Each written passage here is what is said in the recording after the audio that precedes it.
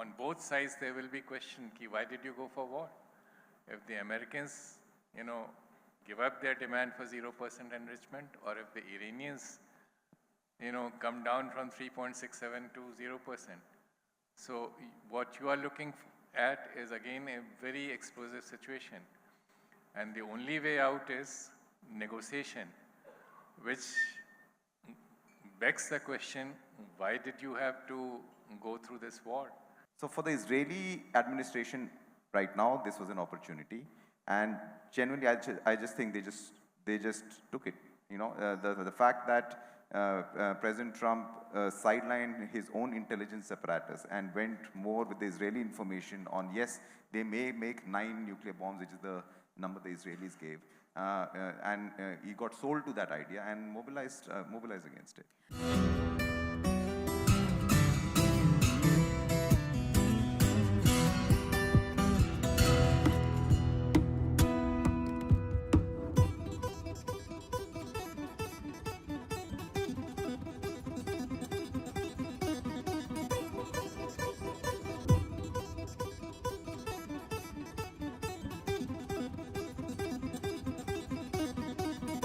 Now straight into possibly the topic that has concerned all of us. We live, I said, at a politically precarious time, certainly at a geopolitically precarious time, because just in the last 2 months, we've seen India and Pakistan brought to the brink of war. We've seen Israel and Gaza being played out over a couple of years. Russia and Ukraine is played out over almost 3 years now. And just last week, we saw Israel attack Iran, America attack Iran, Iran do a kind of light and sound show over Qatar. And again, the sheer precariousness of the global order was brought home to all of us. We are living at a time where diplomacy, global structures, the old institutions, all seem to be coming apart at the seams, and it's a new global order up for grabs. We have the most powerful president of the most powerful democracy, the most militarily strong country in the world, talking about his decisions on social media without the Congress or many of his colleagues even knowing about it. It's done on the run, and we are living in a new, fluid, chaotic, tempestuous world.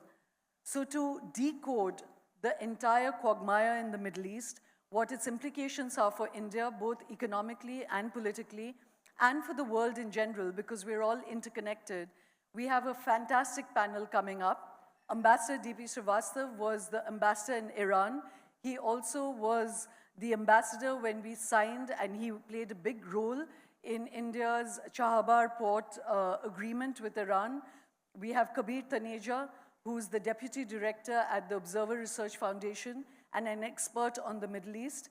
And both of them will have a very interesting range of perspectives on what this entire conflict, how close it came, what its implications are, and what it means for all of us. So ladies and gentlemen, please join me in welcoming them on stage.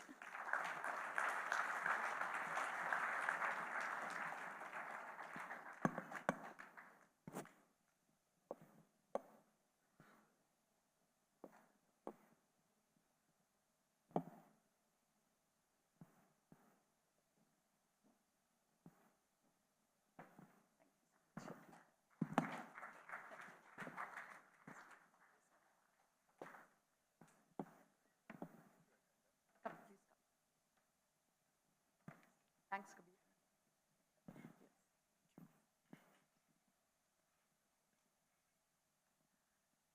I know many of you have a midnight hour here. There's the Cinderella hour, but do stay. This promises to be a really important and interesting session. I'd like to start with you, Ambassador Srivastava. You were in Iran, you've served there, you understand that nation and its society. First of all, I'd just like to ask you a pointed question.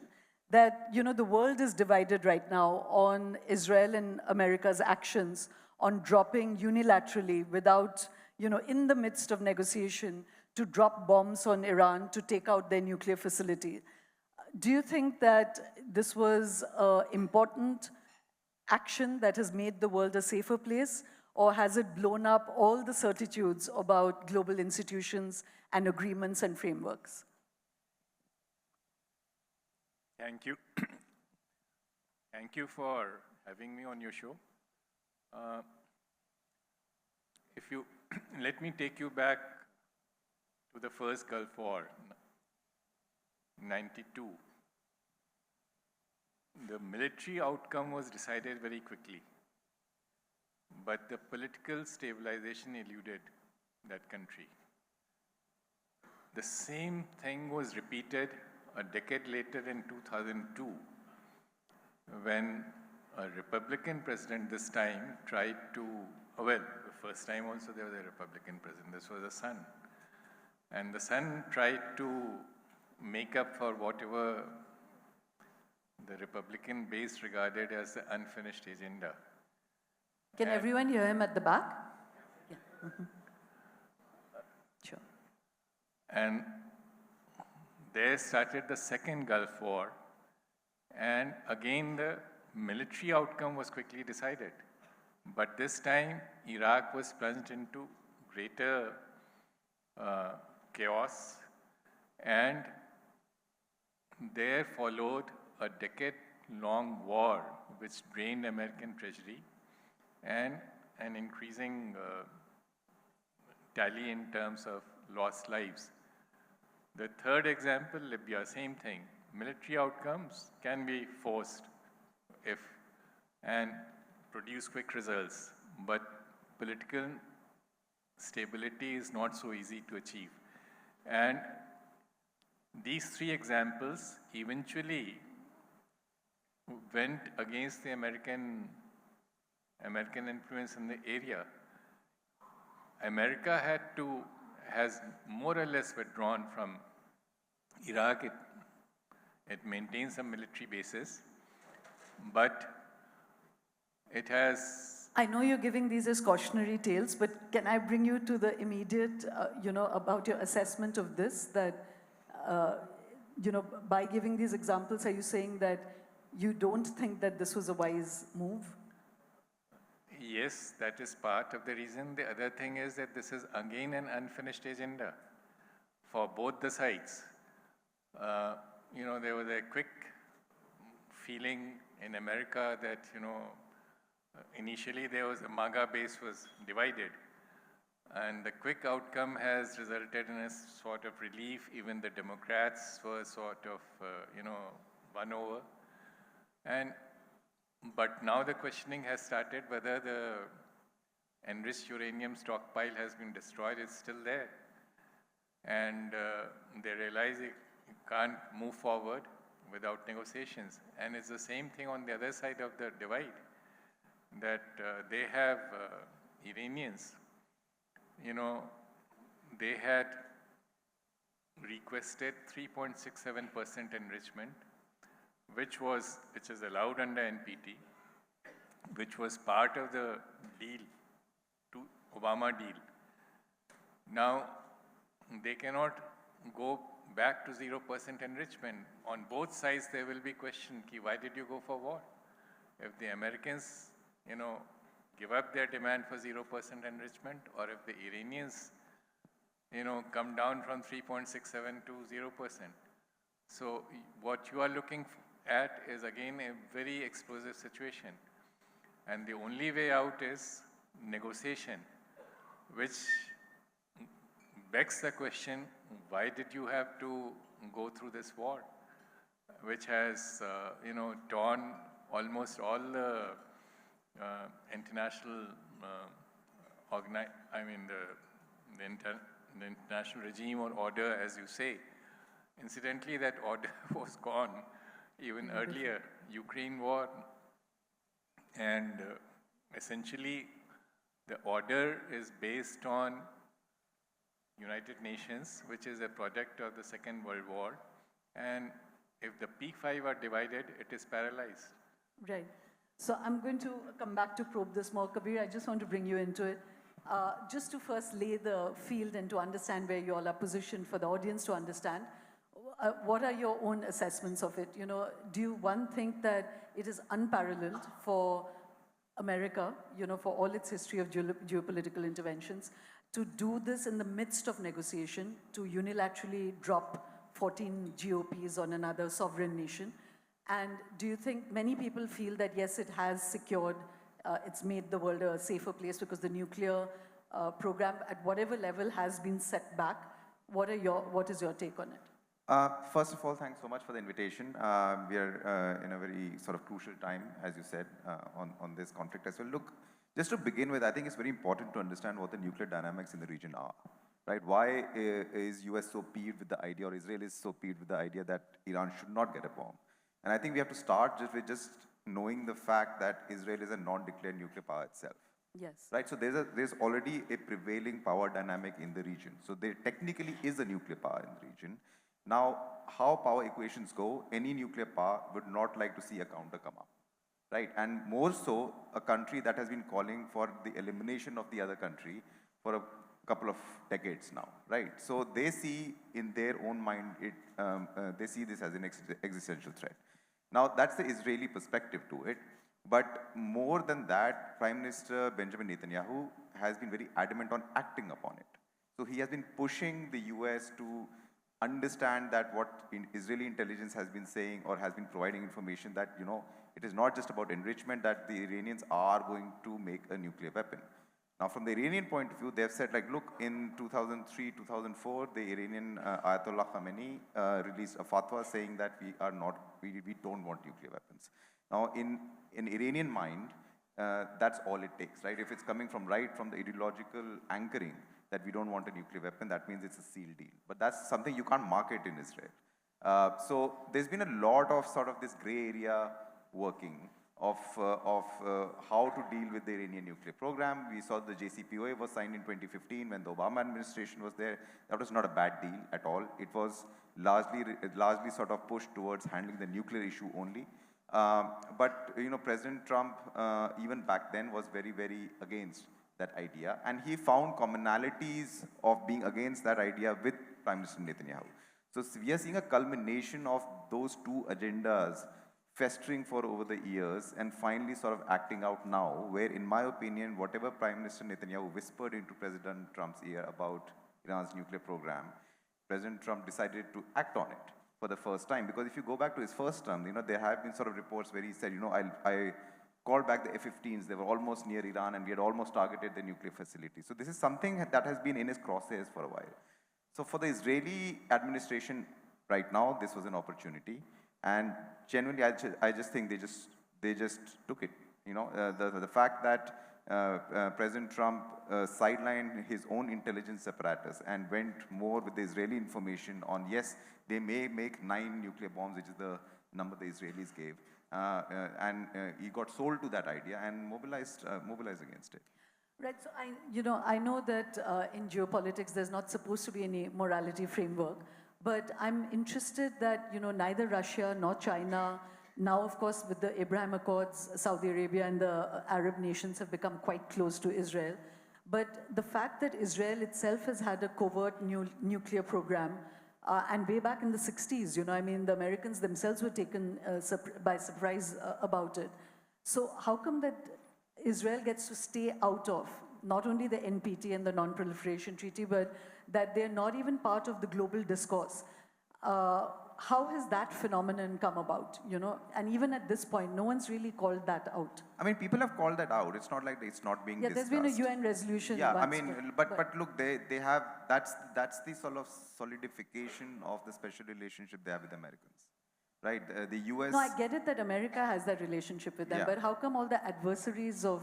I mean, look, on the one of the ways that they were hoping to sort of deal with this problem in the region of the question of nuclearization was the JCPOA, right? The P5+1 countries, including China and Russia, when they were negotiating a deal out of this, and they did sign it. It did come up.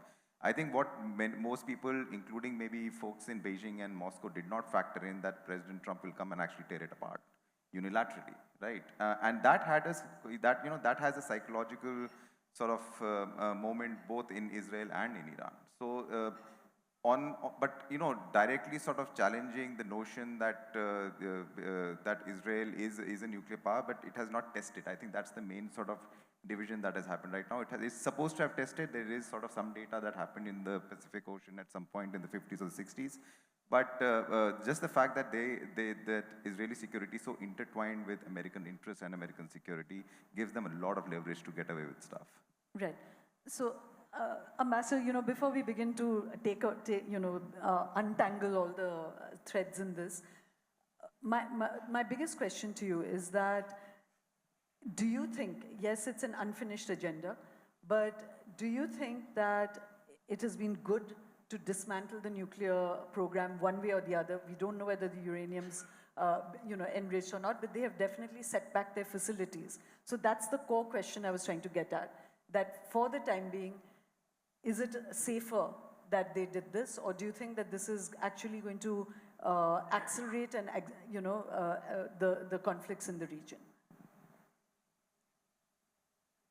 On the contrary, the Israeli and the American strike has strengthened those groups or strands of opinion within Iran, which wanted the country to go nuclear. And it's also a demonstration to other countries. If Iran had a nuclear bomb, there would have been no strike. So this has actually given a blow to the non-proliferation regime. And the irony is that there was a lower cost option available. And that lower cost option, which was actually operational, was a JCPOA, where Iran had agreed to roll back its nuclear program. And it was not Iran which breached that agreement, it was US which breached that agreement under President Trump in his first term. And IAEA, as well as EU members who were part of JCPOA, that is France, Germany, and UK, have all confirmed that Iran was in compliance with its obligations. So the departure, and Iran remained in compliance for another 1 year till 2019. So why, give up something which is, there's an American phrase, don't fix which ain't broken. And they tried to do it. Now, coming back to the current situation, when the negotiations resumed between Iran and US a few months back, at one point, Witkoff, President Trump's Special envoy, he reported that, both sides reported they were very close to an agreement. And he had to go back on what he had reported next day, because that understanding was based on the benchmark of 3.67% enrichment, which is allowed under NPT and which was the basis for the JCPOA. And he had to go back on it, and he said it has to be... Just for the audience who may not be familiar with what JCPOA stands for, is the Iran deal. Is the Joint Comprehensive Plan of Action, which was the name of the nuclear deal, which was agreed between Iran and the 5 permanent members plus Germany in 2016 under Obama administration, which had allowed a certain measure of enrichment which is permissible under NPT.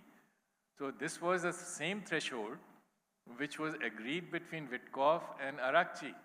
This is a couple of months back, and next day Witkoff had to announce that it has to be President Trump's deal, which is 0% enrichment. So America again moved the goalpost.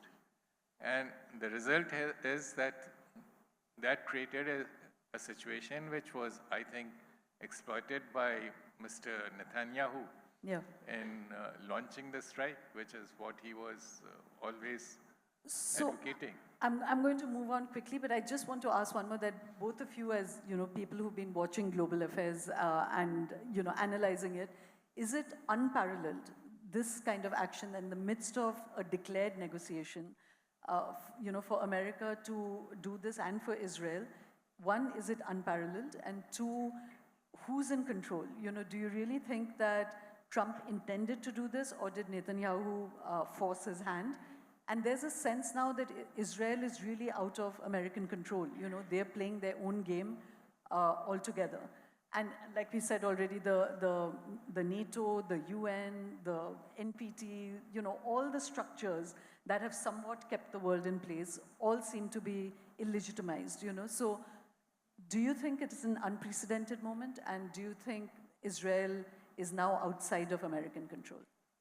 Look, just beginning with the second question first, I don't think Israel can ever afford to go outside American control. I think Israel's security is based around American power and support coming from the American polity and from the American military. So if we just go very quickly to what happened when the missiles were exchanged, even with Iran. But just to press that Yeah. point, so, Trump saying, what the fuck are they doing and stuff Yeah. like that, No, but does that not show that he's it not does, entirely it does, in but I control? think he's also the first president who said that very publicly on a public platform, sort of turned the key on Israel as well.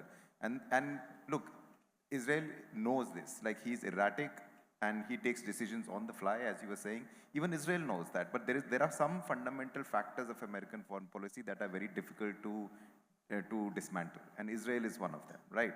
Now, the crisis point for Israel is that, look, ultimately, even Iranian missiles for the first time did land and damage Israel this time, right? So after October 7, 2023, when the attack by Hamas happened, and now, so there have been two recent actions where the idea of Israel, which is it's the most secure country on the planet, was damaged, was really, really damaged. So since 2023, they've been trying to rebuild that, and Iran somehow has still managed to puncture that again, right? Now people say, well, they have the best missiles defense systems. Iron Dome is something we keep talking about in India for some reason, I'm not particularly sure why. But ultimately the weapons that can stop, let's say, Iranian missiles coming in are American made. They're the THAAD systems, they're the Arrow systems, and so on and so forth. So they do rely on that stream coming in. So yes, the US has that key that if it turns it around, the Israelis will have to sort of get their act together according to the whims and fancies of Washington, D.C. And we saw just a trailer of that when President Trump said that, get your planes back. I ordered them their planes back. And I'm not sure how true that entire drama saga was, but if he did sort of push Netanyahu to do that, he would have to do it, right? And ultimately, look, coming back to your first question, which attaches to this one, why did the US do it, right?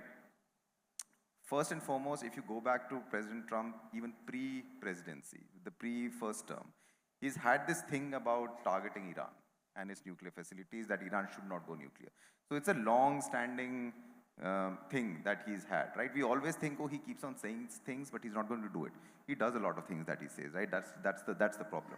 And this is the same thing. So what the Israelis were very clever about, especially Prime Minister Netanyahu, how he strategized this was, look, I will clean out the airspace, right? I will send my fighters, I will put them on the line to clean out the airspace. The weapons that are needed to take out the nuclear facilities, the 14,000 kilogram precision guided ammunition, only the US has. They know this, right? The Israelis know that.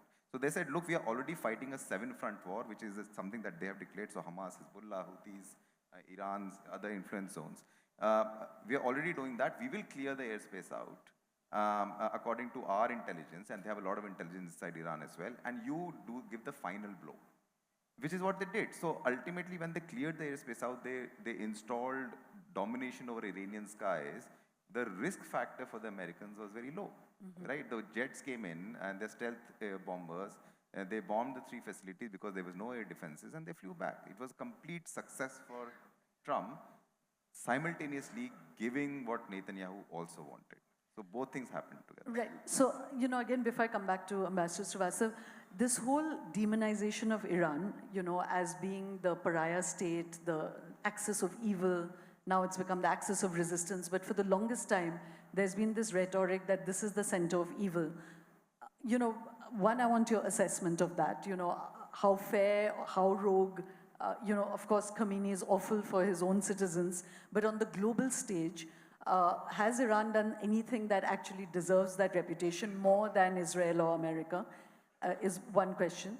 And number 2 is that in the recent past, even with the Israel attack even when Qasem Soleimani was assassinated, or when the Hezbollah were being attacked by Israel, or in the Houthis, it's not that Iran has been disproportionate in any of its actions on the global stage, So it may be, as I said, one has no love lost for Khomeini and what he's doing to his own citizens. But on the global stage, they've literally been putting on sound and light shows, these missiles that are not achieving anything.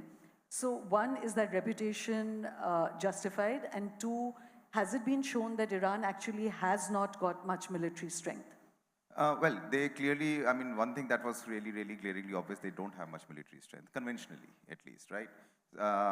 There was no air defense, there were no aircrafts that they could launch against the incoming enemy, so there was a lot of problems that they had. Whatever little air defense they had, the Israelis took out with relative ease. But look, with the US, the issue with the Iranians go back to the 79 revolution, right? They displaced a very pro-West Shah Pahlavi, and the Ayatollah Khomeini came at that time.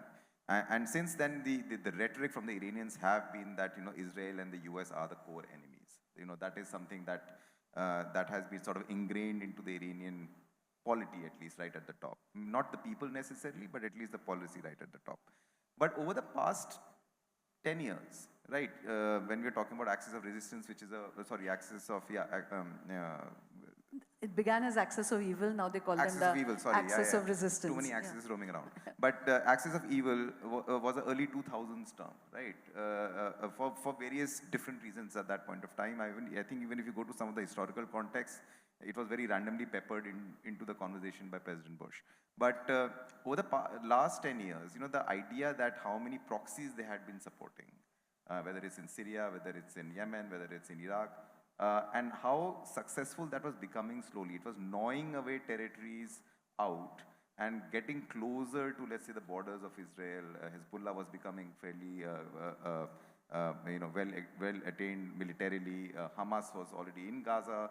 The Houthis were nothing till like 10 years ago. There was a ragtag organization sharing one Kalashnikov with 4 fighters. Suddenly they have missiles, suddenly they have drones, and so on and so forth. So they were sort of creating this ecosystem that not just the Israelis or the Americans, but even the Arabs were very, very angsty about, right? So, for example, right now that the nuclear facilities have been bombed, I don't presume there were many tears across Arab capitals, right? Because Iran is seen sort of as a competitor, if nothing else, ideologically specifically, right? So if Iran was going to get a bomb, that would have been a kind of a domino effect at some level. So, it's very difficult to sort of, ultimately see, okay, how does the US-Iran equation sort of go now? As the ambassador was saying, the JCPOA was the opportune moment to sort of precede the entire issue a little bit at least and come to a political resolution on the nuclear issue. Right. That would have given, that would have made a platform of where a better understanding of both the sides could have taken place for other issues.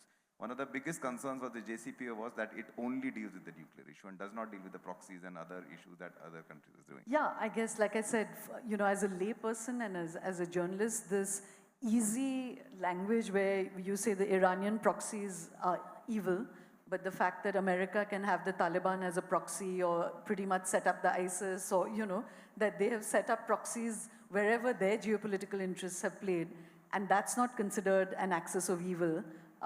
But the Iranians are. And, at a time, as the ambassador said, when they have actually been agreeing to the non-proliferation treaties and all of that, I was wondering if, you had a different take on it. But let me come to you, Ambassador, to say, one, again on this question, because so much of this geopolitical, the legitimacy of bombing another sovereign nation the way America did or Israel did, comes out of the delegitimization of them by saying they're evil, So I did want your assessment of that, because at the same time you're seeing Israel eviscerate Gaza, and not much is being done about that, but they are not called evil outright. So one, as a diplomat, having served in Iran, what is your assessment of Iran? That is it more evil than other states? And number two, how do you assess India's reaction to this entire conflict? How have we played the cards? I know that Prime Minister Modi called, Pezeshkian and then asked for a de-escalation. But there wasn't a similar call to Netanyahu asking him to de-escalate. So what's your assessment of how India is playing this? Let me, before I answer these two questions, let me make 2 quick comments about what was discussed earlier. Whether Israel is deciding America's policy. And I think you're absolutely right. And this is not the first time which has happened. Way back in the 90s, way back in the first question was whether Israel is deciding America's policy, and I think you're right. Way back in the 90s, President Clinton, after his visit to Israel, when he boarded Air Force One, he asked his advisors, I'm sorry to use that term, he asked his advisors, who the fuck is the superpower here?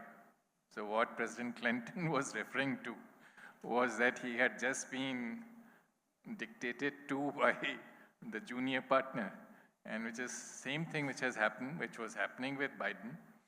With Trump, it was expected to be different. Now, the second point I want to make, and I don't have a clear answer. I think the historians will have to look into it.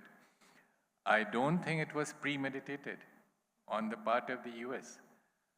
President Trump keeps changing his decisions, and if you look at his record in the first term, 2019, Iranians shot down an American high-tech RQ-9 or something drone. No reaction. There was an attack on Abqaiq and Khurais, two major oil facilities in Saudi Arabia. No American reaction. And President Trump said, no American life was lost. So that must have sent a shiver down the spine of the Arabs, that their chief protector is saying that as long as my boys are not killed or my property is not damaged, why should I fight for these fellows? So he was very cautious, and he removed Bolton after Bolton moved the 6th Fleet, and after I think 2019 built up. So he was cautious, and the same caution he displayed before the elections. In September, he made a statement that war will be very costly. And the same statement was repeated by a vice president, who was a candidate at that time. So something has changed. Now, coming back to your question whether Iran can be considered an evil state or something, let me put it very categorically. Being a professional diplomat, I don't like this, moral terms. I'm not saying diplomacy has to be immoral, but the fact is that Iran is a status quo country. And if you look at Iran's map, it has kept shrinking in past 3 centuries. And where do I pick up this insight? Before I went as Indian ambassador to Iran, I remember one of the US Congressional Research report. It uses the term that look at their borders. They lost Azerbaijan, they lost Bahrain, they kept shrinking. So it's a status quo power. After 9/11, Iran actually cooperated with the US and gave US access over Iranian airspace. And there was a sense of hurt in Iran that they were immediately rewarded with this term being part of the axis of evil. So I think that's a completely unfair characterization of that country. But there's a background, and I think that animosity goes back to a very unfortunate decision, and for which Iran bears responsibility, that is 1979 hostage crisis. So that lives on in the American psyche. Now, your last question was about the Indian position. Just when you were going back to the history, and Kabir, I'll bring you in there also, is that didn't it begin also with America doing a regime change? When I think it's Mohammad Mossadegh, he nationalized the oil assets of Iran, and it was an American oil company, I think it was BP. It's British, yeah. British, that was going to lose the oil assets. And so they created a regime change and brought in the Shah of Iran, So, I mean, that cycle of intervention and American selfish interests plays out endlessly across the global stage, So, I mean, that happens. That clearly, if 79 is in the psyche, so is that is also in the psyche of the Iranian people, right? And the Iranian sort of system. But look, at that time, there was one superpower in the world, and it was behaving like a superpower. It mobilized its power for good and for bad. We can get into the nitty-gritties of how moral or ethical it was, or how much did they lose and how much did they win. But the fact was that because it was the only superpower in the world, it had that authority and sort of drive, for a lack of better term, to try and mold the world how it wanted to do it. Because there was no one else sort of pushing back at that point of time, right?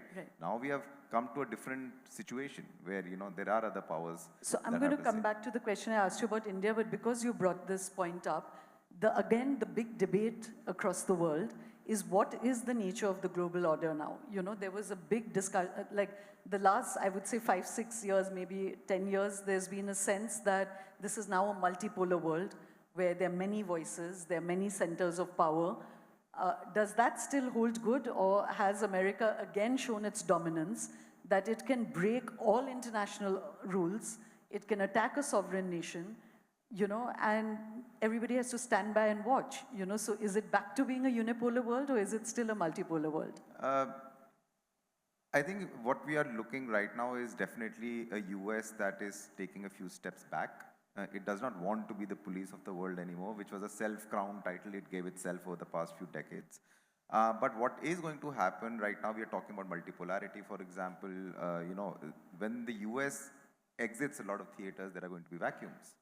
The question is going to be who fills up those vacuums, or who has the power or the political mileage to fill up those vacuums. So, when we're talking about multipolarity, which is a very common term in Delhi, for example, I see the world going more towards bipolarity first. Right, it is going to be a US-China world for the foreseeable future when it comes to at least economic power. And as far as military power goes, US is unchallenged at this point of time. I think 40 to 50% of the global military capacities are based around one country, right? So that is not going to change anytime soon as far as military power is concerned. So I'm going to come back to China and Russia because that's very germane, but let's come back to India.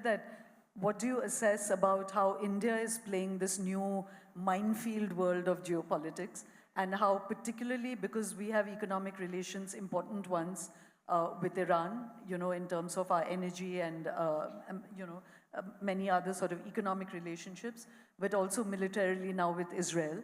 How do you think we played this? Did India play it right, according to you? Apart from Iran and Israel, we also have very major economic stakes in the Arab world, which is very much part of this equation. And in fact, our biggest stakes are in the Arab world.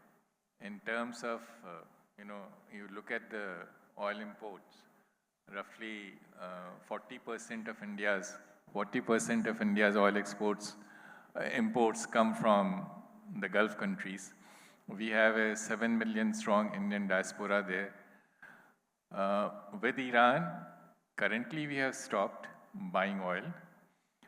During my term, which coincided with the first round of sanctions, we continued to purchase oil, and we had worked out a rupee payment arrangement which, according to Finance Ministry's RBI's figures, saved India 1,27,000 crores in foreign exchange over 4 years. I had some role to play in working this out. Apart from this, we got Chabahar and INSTC, so we have very major interests on both sides of the Gulf.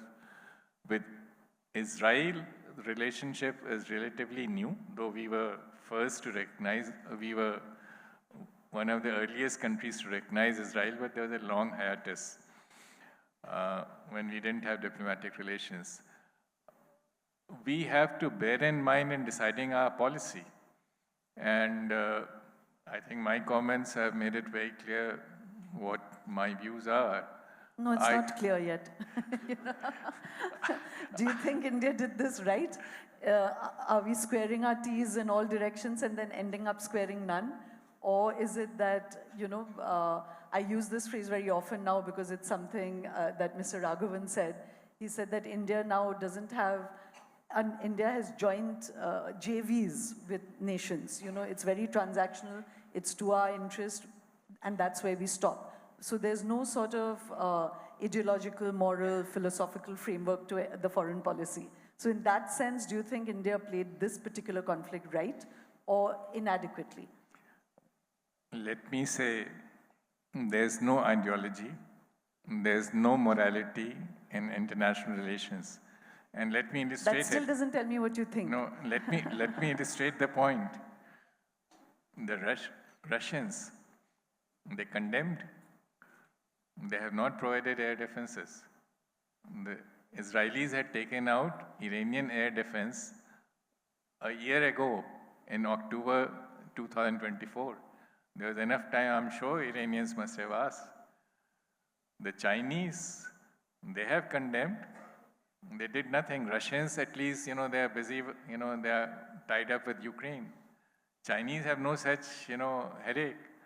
But they still didn't come forward because they had much bigger stakes on the other side of the Gulf and in Arab countries, quite apart from whatever and they have even bigger equation with America. They are trying to work out the tariff deal. So they don't want to rock the boat. Yeah. So what it brings out is basically there's no ideology and there's no morality.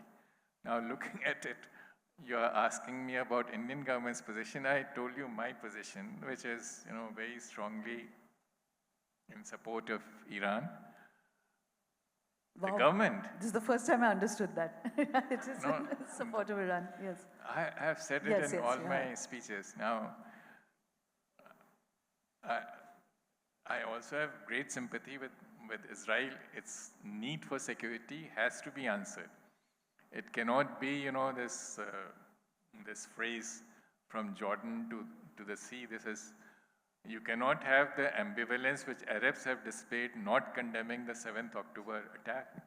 So there is a deep sense of insecurity which has to be looked at. But they're not doing anything about Gaza as well, So and the fact that that's just playing out in front of everyone's eyes and no one is doing anything, it makes you wonder what has happened to the, So you have actually three different things. You have to reconcile Israel's need for security or sense of insecurity with Palestinian right of self-determination, and the third element of this equation is Israel-Iran relations. And actually the third one should have been the easiest because there's no material conflict of interest. They are about 800 or 900 kilometers apart. So it's simply the perception which has changed. And those perceptions have also changed. Under Shah, Iran used to say that Iranians and the Israelis are two people surrounded by a sea of Arabs. So he was pointing out to a common interest. And that somehow changed after, the Iranian Revolution and so on. So I think these three strands have to be So like a brought good together. diplomat, by referring to what Russia has done, you're saying that India has not done badly. It's also sort of played its own interests as it should. I will not be able to judge that because when the governments decide, they also have to take into account other factors like reciprocity. So, that is also an angle which you have to bear in mind, that who sided with whom, and we have had, Pahalgam is just one incident. There is a whole history behind it. Yeah, but on Pahalgam, America didn't really side with India. I know. And that brings me to if you permit me, it's one angle which has not been noticed.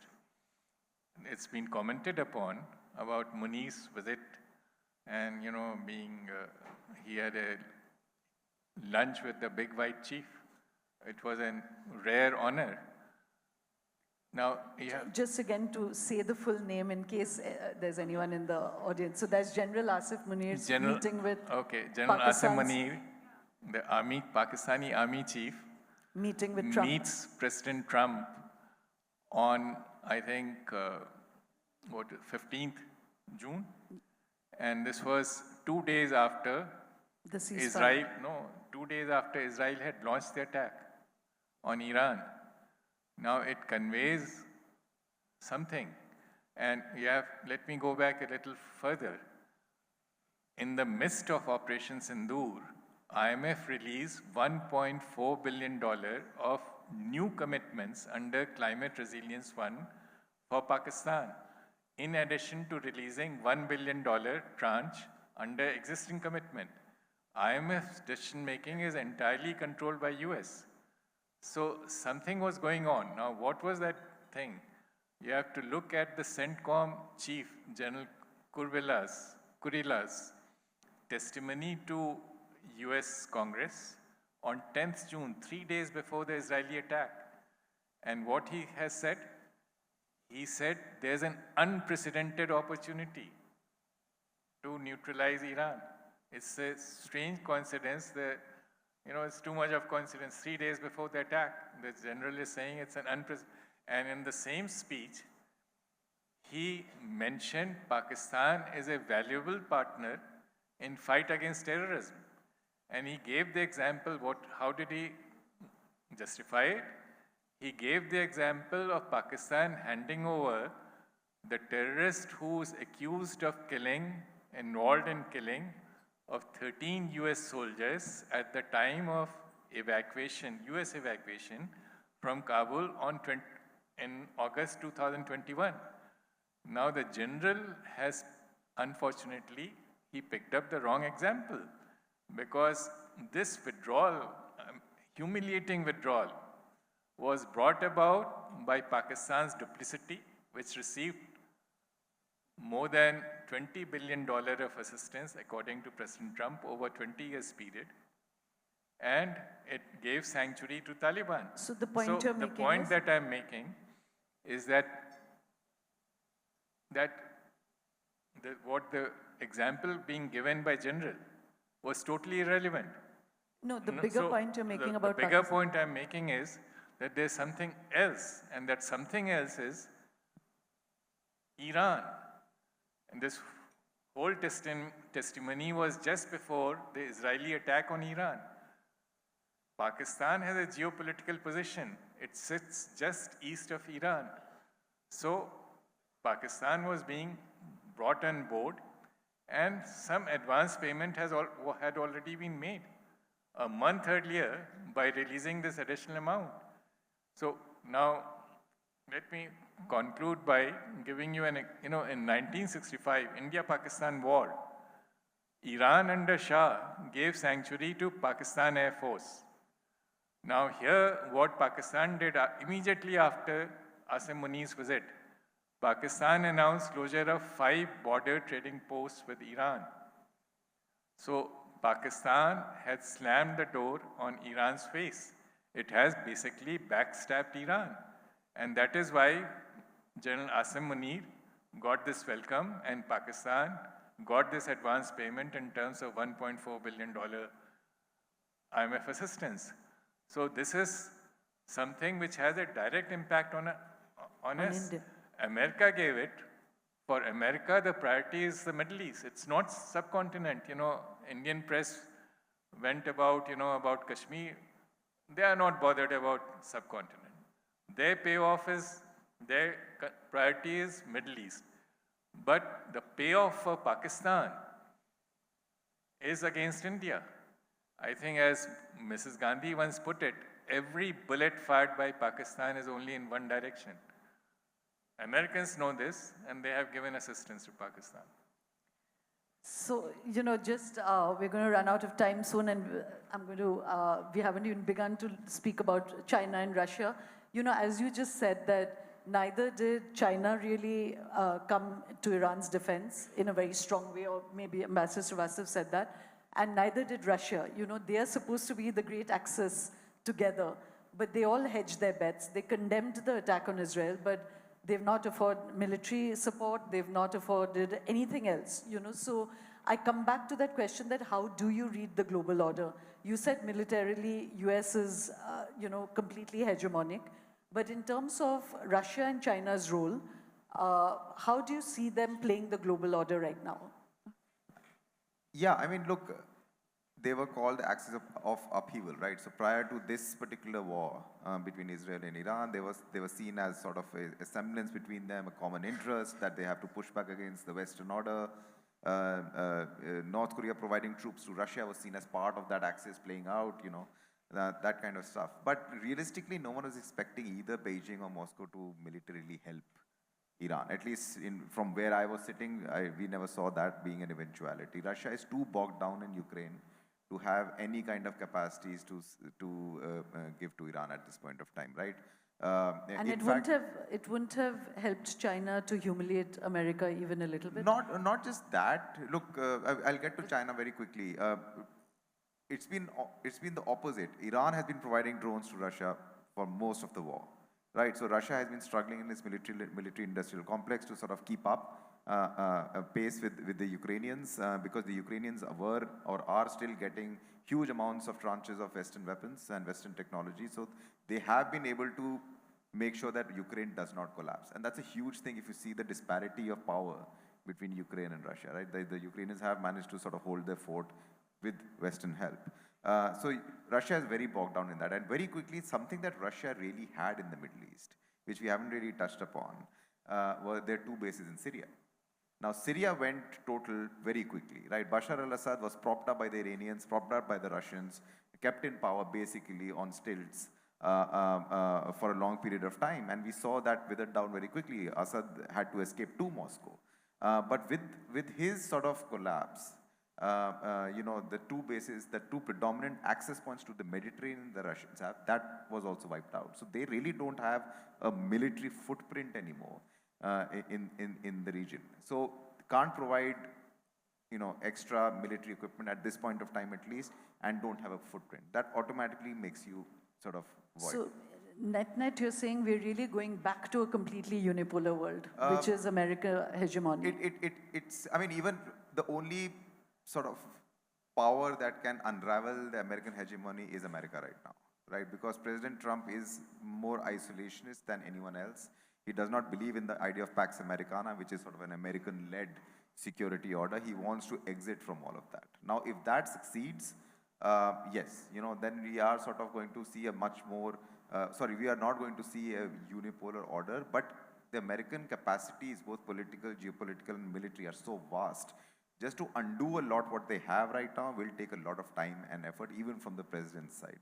It's not going to happen overnight. Even if you go in the Middle East, you talk to the Arab countries, who a lot of people think are really fed up with the American presence in the region. They're really not. So just, Kabir, this may be a naive question, but is it not disturbing to see the kind of silence when you have Tulsi Gabbard, which is his own national intelligence head, saying that Iran is not weaponizing? And that's been the assessments right through. That was the Atomic Agency's assessment as well. Though Brossi last said that they are now not complying. And Netanyahu has been saying for 30 years that they're going to make a bomb and they haven't bombed. So the fact that there's been complete violation of a sovereign nation, there's Gaza going on, which, the international court, the UN resolutions, India, of course, abstained from Gaza, which is, inexplicable.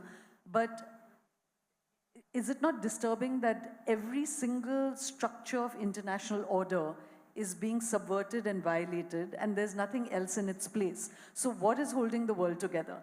What is your big takeaway from this? It is the remnants of that order which is holding things together. Because look, while the order was there, not we, but a lot of people complained that, it's an American-led system, the power is very hegemonic, it's too sort of one way. If you don't listen to the West, there is no alternatives. But now that it's unraveling, you need those political powers to rush in and fill the spaces. But no one's doing it. But no one has the capacity to do it right now, right? I mean, even the Europeans were so reliant on American power that he's literally dictating their defense GDPs at this point of time, President Trump, right? So if you were to give a pocket bio of the world right now, what is your big takeaways? The next 5 years are going to be might and right for everyone. You have to build your might to make your way through the next 5 to 10 to 15 years. And that is how a lot of things will be determined according to how much political and military might you have. So build up. What is yours, Ambassador? What's your big takeaway from these conflagrations? Let me quote an European colleague of mine, and he put it very succinctly, same question.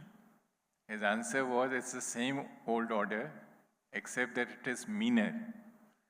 So there's no need. Except that it is? It is meaner order, much more mean. Meaner. Meaner. It's a meaner order, okay. So what we have seen is that actually I have a slightly different take from Kabir. You see in the NATO summit, America and Europe have again come together. And actually the American intervention has partly assuaged this concern that America is withdrawing. It has come back. Unfortunately, it has come back in a way which does not help its own long-term interests, because its long-term challenge comes from China. And that is what successive American presidencies, including Trump, had said that they have to focus. And he had said that he doesn't want to get involved in forever wars. So this is a damage Mr. Netanyahu has done by pulling America back into the forever wars. It's not going to end. But the other side of the coin is that those who feared American isolationists, they are, saying that this is our boy. He has again come forward. And he was lapped up by Europeans. In this drama, we cannot underplay the European role. The German chancellor said that, Iranian nuclear program, it has to be put on the agenda. And he went to the extent of saying that Israel is doing our dirty work. So they actually were fully supporting Israel, fully supporting American intervention, and this has been followed by the NATO summit, where they have come together and everyone's agreed to increase the defense spending to 5% of GDP. Against what? Against then Russia doesn't pose a challenge. And NATO is not willing to fight America's war in the Far East. So there's a huge gap between their perceptions and their calculations, and this is something which directly concerns us, and I think this is what Indian policymakers are struggling to find an answer. Well, the midnight hour is striking in Chennai, so I'm going to stop here. We could keep going over this, because I think even analyzing what China is again put up as this very terrifying sort of power, which they are, but their actions are always much more measured and watchful than what you think it will be, So it's interesting the way they played this. They've not come out in full support, like you said. They're very much watching their economic interests. So, like both of you have said, that there's a big vacuum, and is it that America is just going to come back there naturally and fill it, or all this chatter about a multipolar world seems misplaced? We'll see how it plays out. Tom Friedman just wrote a column where he said he thinks there's going to be immense internal turmoil in all these countries. Iran has been showed up as not having military power. Israel, there's a lot of disquiet inside Israel about Netanyahu's actions. And America, of course, is also being torn apart by its own sort of civil war. So he thinks that there may be a kind of reset domestically, not so much internationally. That's to be seen. I just wanted to say, when both of you said there's no morality in diplomacy and in geopolitics, but India was one of the first countries, non-Arab countries, to recognize Palestine. But now on Gaza, for India to abstain from a resolution asking for a ceasefire in Gaza, that seems an absolute, if moral is the wrong and naive word, a comprehension breakdown. What economic interest can make you not ask for a ceasefire in Gaza? I hope in some way we can bring those values back into geopolitical discussions, otherwise it seems like might is right, and that's the only thing, Just one comment on China. China's restraint is because they want America to exhaust itself in the forever wars. Right. Thank you. Do you agree with that? I do, little bit. Little bit. But I agree with the fact that we shouldn't have abstained on the Gaza. I think there was no required. There was very little risk in any shape or form of doing that. What the calculation was, I'm not particularly sure. It was a very low risk, decision to make, but, Right. And on China, you don't agree? No, look, China is very, very quickly as the ambassador said, and you also said, they're playing it very smart. But they've had a very strong sort of historical approach to the Middle East, at least, right? They've always put their eggs in the Arab basket predominantly. They supported the Palestinian cause. Prior to this war, they hosted Hamas as well, tried to sort of mediate and see if they can sort of bring truce. They were the conduits between Iran and Saudi Arabia normalizing. So they prefer that way. And the fact that they've always shown the US intervention in the Middle East as something that they don't want to do, and that is a problematic of why US is problematic, getting into this now would basically be against what their position has been for the past 30, 40 years. So, if the US is spending much more military might in the Middle East and not in the Indo-Pacific, good for them, right? Right. Well, I can only say that, to watch the American president in the past, of course, there have been covert actions, but for America and Israel to say that they are killing, assassinating Iranian scientists, not just military objectives, but Iranian scientists, and yet have the right to ask about India's hand in Canadian assassinations. And it just seems a world without any, accepted language of speaking. Like you said, it's only might is right. And it does seem bewildering from the outside. It seems a huge vacuum right now. I just wanted to share with everyone that one statistic that I think it's in a column you wrote, that 80% of India's digital infrastructure, access to internet, to data, runs through submarine cables, which all pass through the Middle East, So it's not just energy, basmati rice, digital assets. If you're only looking at economic aspects of our shared collective existences, we have a lot of, strategic importances of what happens in the Middle East. So thank you very much for giving us this insight. Leaves us more bewildered, but thank you. Thank you very much. Thank you. Thank you so much. Thank you very much. Look forward to seeing you all again. I entirely agree with your last comment. We are the same people. I've lived in the Arab world, and Indian rupee was the official tender in the Gulf, in Saudi Arabia till mid-50s, and they didn't withdraw. We withdrew.